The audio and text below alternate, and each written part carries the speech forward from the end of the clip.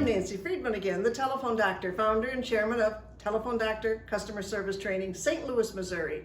Welcome to part 2. It's a very special program. This morning we had golden nuggets of customer service, and that was interactive as it could be. Number 1 and number 2, prizes, etc. Maybe I can put some prizes, as I'm not sure. I'm going to use this as a reality program, all right? If I make a mistake, it'll stay in, just like a reality program.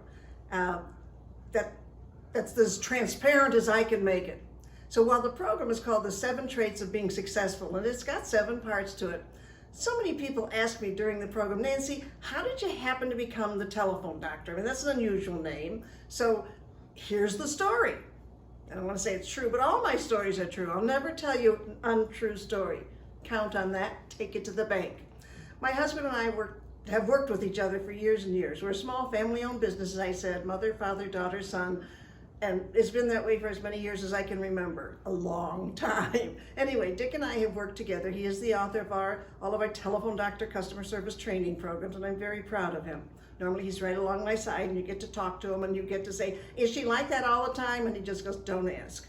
But anyway, I was working for his company, which is now no longer, but it was called Weatherline.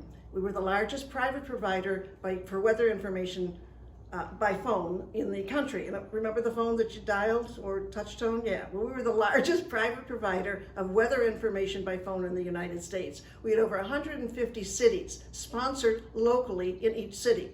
You probably lived in one and you may remember, oh, I called the weather line. Well, if you did call the weather line, that was my voice saying, current temperature, 94 degrees. That was Phoenix in the winter.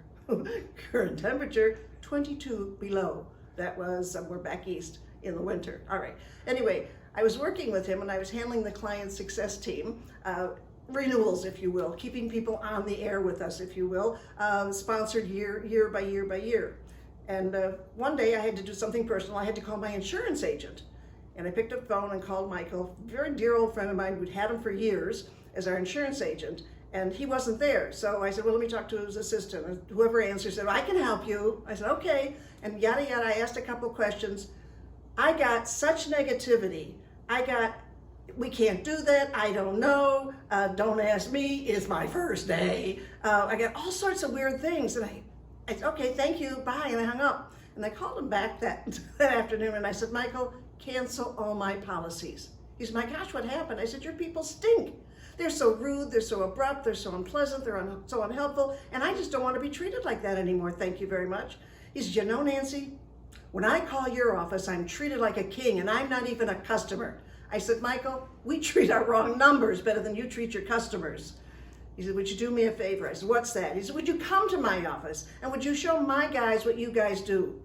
Well, I don't know about anybody there, but when somebody reaches out to touch me, I said, yeah, I'll try and touch you back. So I said, okay, I'll come to your office. So we set up a time and a date, and I went to his office, 9 o'clock in the morning, coffee and donuts, and maybe he had 15, 16 people, little round tables. And Michael introduced me, and I started to say, well, in our office, we say please, we say thank you, we say you're welcome, and they're looking at me and writing down as they talk. And as I wrote down, I said, we say please. One woman said, Hilda, write that down, that's a good one. And she's writing as fast as she can. I couldn't believe it. I don't think I spoke 15 minutes, had another cup of coffee, had a donut, said thank you very much. I'm going back to the office. And I started to walk up the office. The president of the insurance agency said, wait a minute, Nancy. I said, what's wrong? He said, well, nothing's wrong. I just want to thank you. I said, well, you're welcome. He says, no, you don't understand. We really learned some new things. Whew. I came home, had a drink with my husband that night. He hadn't known what I did. I said, Dick, let me tell you what I did today. So I told him about calling Michael and canceling the policies and the cookies and the donuts and the round table and Hilda and please and thank you. I said, Dick, as I was walking out the door, the president of the insurance agency said, thank you very much. We really learned some new things. Things, Dick, that you and I do, like breathing in and breathing out. I don't understand. And Dick looked me right in the eye and said, Nancy, don't ever be surprised. Nobody has ever shown them. Well, that evening we had dinner with a Weatherline client. He happened to be in town, was a newspaper publisher from Quad City Times, if you remember that. Anyway, bottom line, what do you talk about when you take a client out to dinner? What do you think you talk about? Right, you talk about what you did that day. So he said, how's it going? What'd you do? What's going on? I said, let me tell you what happened today. So I told him about calling Michael and canceling the policies and the cookies and the donuts and the Hilda and please and thank you. And I finished my dinner and I went home, came to the office the next morning, my phone was ringing.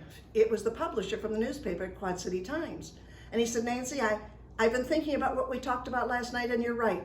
From president to maintenance, if you have a telephone on your desk, you should be trained. Would you come to my newspaper, Nancy? Would you train my people? I said, sure, Bob. How many people do you have, dear? He said, 300. I turned to my husband. I said, now look what you got me into. Well, I happened to have married the can-do man, and the can-do man said, you can do it, Nancy. So I sat down and I wrote a half-day program. And I flew up to Davenport, Iowa, delivered 4 programs, morning, afternoon, next day, morning, afternoon, 4 of them, 4 hours long. The first program was delivered only to managers because Bob, the general manager of the newspaper, said to me, if this program is to work, and I want it to, it must start at the top, Nancy. It must dribble down, it cannot dribble up. And so I want all the managers of this newspaper to understand what's going to happen from now until forever. And so I delivered the first program to all the newspaper employees in the management area. And when I was done, the editor of the Quad City Times walked up to me, stuck his finger in my face, and said, you know, you're very good. And he thought for a moment, he said, you've got all the cures. I'm going to call you the talk doctor. I'm going to call you the telephone doctor. And I came running home to Dick. I said, Dick, somebody called me the telephone doctor. What'll we do? He said, let's go get it registered. We're going to have some fun. And fun we've been having running around the country. The program that you're about to see has been presented in Canada, the United Kingdom, Istanbul, Turkey, Germany. The United States does not have a monopoly on poor customer service. It is a universal situation. And you know, you're not doing anything wrong. That's not why I was asked to be here. I was asked to be here to show you how it feels when somebody calls up Fastest Labs and asks you a question and how to answer it in such a positive way. So today's program is going to do just that, along with the golden nuggets. Man, have you got information and ammunition to be great, to be the best lab in the country, which I know you already are. All right, so we're going to start with the 7 traits. There's 7 of them. I want to say in no particular order, but in my head there are. And the first is choose your attitude in advance. It's something you get to choose every single day. You get to choose your attitude in advance. And you know, there is a huge difference between attitude and mood. A huge difference. And a lot of people do not understand or know what the difference is. Moods are temporary. Attitudes are permanent. It's that simple. Those of us, and I happen to have a good attitude about life, we don't want to be around the bad moods. We don't want to be in one. We don't want to be around you if you have one. We don't want to smell it. We don't want to step in it. We don't want to be any part of a bad mood. Now people say to me very often, hey Nancy, what's the matter? Don't you ever get in a bad mood? Well, who hasn't? Of course I get in a bad mood. But I will tell you, it doesn't last very long. 15, 20, I think a half an hour is the most I've ever been in a bad mood. I don't enjoy being in a bad mood. I just don't enjoy it, and I don't want to be around it. So I get out of it. When my feet hit the floor in the morning, I'm in a great, happy mood. I put a smile on my face, say hi to my husband, get my coffee, and there's a little, well, I'll tell you that in the end, because there's like a little golden nugget, if you will, on my makeup table that I see every day, and it really helps get me started. But that's Nancy. You have the same choice, though. Yeah, you, sitting there. You have the same choice to be in a good mood, get up happy, or get up crappy. Ooh, I just made that rhyme. I didn't know that. All right. Different people react differently to the same situation. True story. But somebody said, you shouldn't say true story, Nancy, because all your stories are true. But Dick and I spent a vacation of many years ago in Nassau. And, well, actually, let me tell you the California one first. We were in California, and the stories are connected, so you'll get it. We were in California, and you know how hilly it is. And I said, Dick, can we take a cab? My ankle hurts. He says, it's just a block. Well, a block in California can take you 20 minutes if you've ever been there. It's a long block. I said, no, I really want to take a cab. He said, all right. So he flags down a cab. We get in the cab. We plop down. And Dick, who used to be a cab driver, says this every time he gets in a cab. Hi, I used to be a cab driver going just for a short ride, but I'll overtip you. And the guy slams on the brake and he says, I would get, and he used a foul language, somebody like you. And Dick and I looked at each other. We got out of the cab and walked. We didn't want to be with him even for that short ride. Subsequently, we were in Nassau following year, wherever it was, time doesn't matter. And we walked out of the hotel and it's starting to rain. And I don't know a woman in the world who enjoys walking in the rain, all right? But the hair just goes, so that's just an old wives' tale. So he says, Dick, it's raining. He said, well, just across the street. I said, well, you're bald, so it doesn't matter to you what my hair is going to be. He's not bald. I just used that in the story to make it funny. But the bottom line, it's a true story. So I said, I don't want to walk in the rain. I don't enjoy it. Could you ask the cab driver? He says, it's just a block.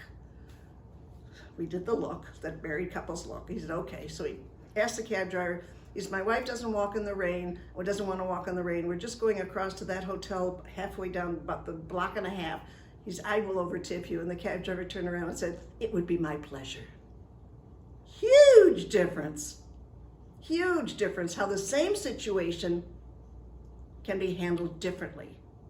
But it is your choice. I have two nieces. Okay, one's a pessimist, one's an optimist. And you know the difference, of course. One sees the silver lining in every cloud, and the other one is, got the little cloud over her head all the time. Now, they're both lovely girls. But the pessimist came to me one winter day and said, for Christmas, I'm going to get her, and she looked around so nobody should hear her, I'm going to give her a pound of manure. So let's see how she handles that, because the optimist handles everything so beautifully. And I said, why would you do that? Because she's just too happy. She's always in a good mood. I said, all right, do what you want. So sure enough, she bought some manure. She put it in a Tiffany's box, that beautiful blue box, beautiful ribbon, put it under the tree. And Christmas morning, we happened to be there, and the optimist comes down and says, oh, a present from you, thank you very much, my favorite sister, her only, but her favorite sister. So she pulls the box out, and she opens up, and she looks at the box of manure, and she said, thank you, where's the pony? Well, maybe not true, but it's a cute story. In order to keep a great attitude, you need to think of the positive things